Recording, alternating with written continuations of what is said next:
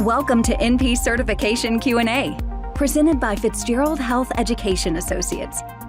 This podcast is for NP students studying to pass their NP certification exam. Getting to the correct test answers means breaking down the exam questions themselves. Leading NP expert Dr. Margaret Fitzgerald shares her knowledge and experience to help you dissect the anatomy of a test question, so you can better understand how to arrive at the correct test answer. So if you're ready, let's jump right in. The nurse practitioner is seeing a 65-year-old woman who is a former smoker, having quit at age 40 with a 20-pack-year cigarette smoking history. And she has been diagnosed with community-acquired pneumonia. Which of the following is the most often noted community-acquired pneumonia finding in an adult who is deemed to be appropriate for outpatient treatment? Would it be A, pleuritic chest pain, B, dyspnea, C, purulent sputum production, D, cough? Well, correct answer here is actually D. But let's take a look at this question, because this is one of those situations where you are truly picking the best answer and not just the correct answer, because technically all four are correct, or at least possible findings. Where do we start then? Let's determine what kind of a question this is. This is an assessment question. Though we are given the diagnosis of community-acquired pneumonia, often abbreviated as simply CAP, we're being asked to identify the most often noted finding in this condition. Once again, it's important to look at every single word in the question, and we're being asked to choose the most universally found clinical finding in community-acquired pneumonia. Knowing the most common findings in each clinical situation is critical to appropriate diagnosis and treatment. Let's take a look at the background information in this scenario. We're told that she's being diagnosed with community-acquired pneumonia, although we're not given vital signs or other information on her clinical presentation. We're not being told what her respiratory rate is, what her chest exam reveals, etc. Well, it's tempting to say, yes, but we need more data. If the question states that she has CAP, then she has CAP. Simply assume it's the correct diagnosis. Also assume that since we're being told she's going to be treated as an outpatient, she is stable enough with non-deranged vital signs, intact mental status, and able to keep down fluids, that that's all true, and she will be, in fact, safe for outpatient therapy.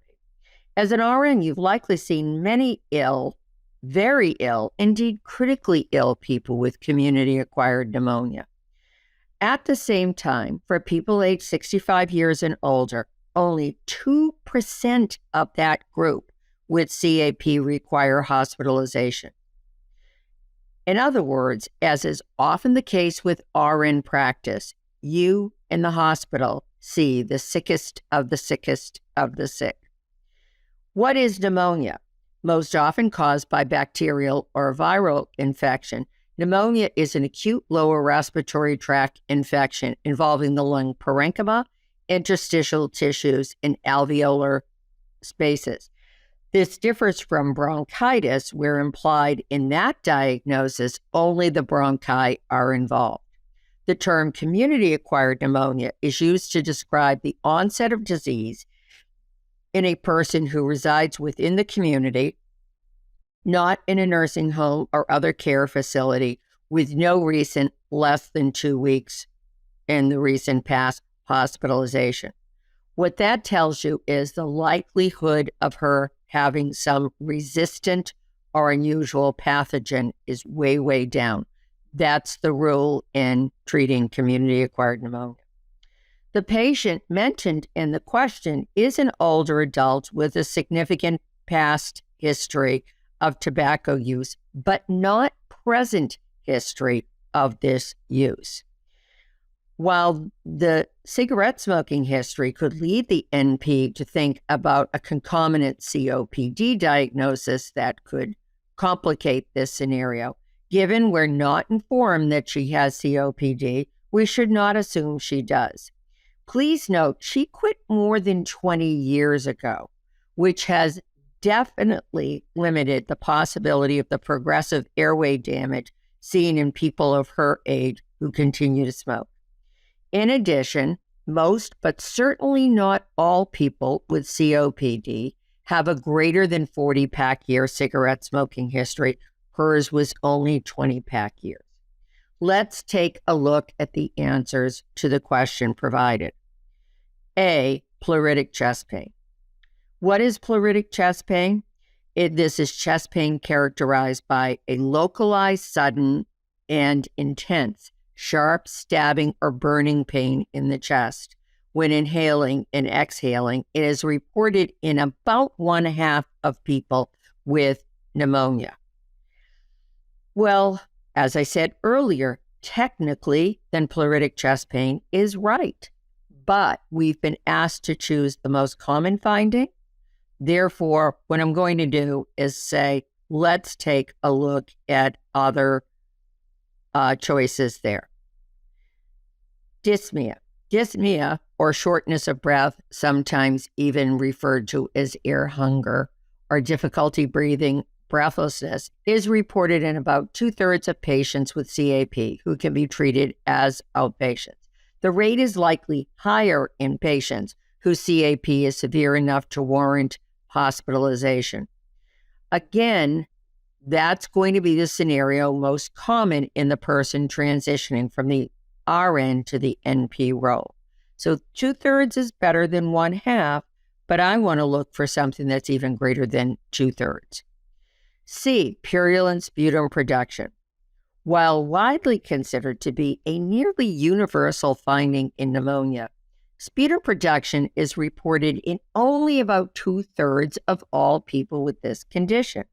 Most often with pneumonia caused by a viral or an atypical pathogen, and two of the more common atypical pathogens would be M. pneumoniae and C. pneumoniae, there's little to no sputum production. While with pneumonia caused by Streptococcus pneumoniae and other common respiratory pathogens, is more likely to cause sputum production. Also, as previously mentioned, do not automatically assume the patient has COPD because of her smoking history, where sputum production is common and often daily. One more time, don't assume anything that you haven't been told in an exam question. Last option is cough. This is our correct answer. More than 90% of people with pneumonia will have persistent cough. And in fact, that's often what drives them in for care, more than feeling short of breath, more than producing sputum, etc. Consider what happens when we cough under any circumstances, whether it's pneumonia or not. What happens is you take a deep breath in, close the glottis. That increases the pressure within the airways, and that increased pressure helps clear it and potentially open the airways. Given that there is airway inflammation and irritation with pneumonia, regardless of its causative pathogen, cough will be nearly a universal finding in pneumonia. The cough is often dry with pneumonia caused by the atypical or viral pathogens and is more likely to be congested, or what is sometimes colloquially called a wet cough, with other common gram-positive and gram-negative community-acquired pneumonia organisms. Key takeaway: in common conditions such as pneumonia, many clinical findings can be reported. Knowing which are the most common will help better inform your clinical decision-making process. Thank you for listening to NP Certification Q&A, presented by Fitzgerald Health Education Associates. Please rate, review, and subscribe to this podcast. And for more NP resources, visit FHEA.com.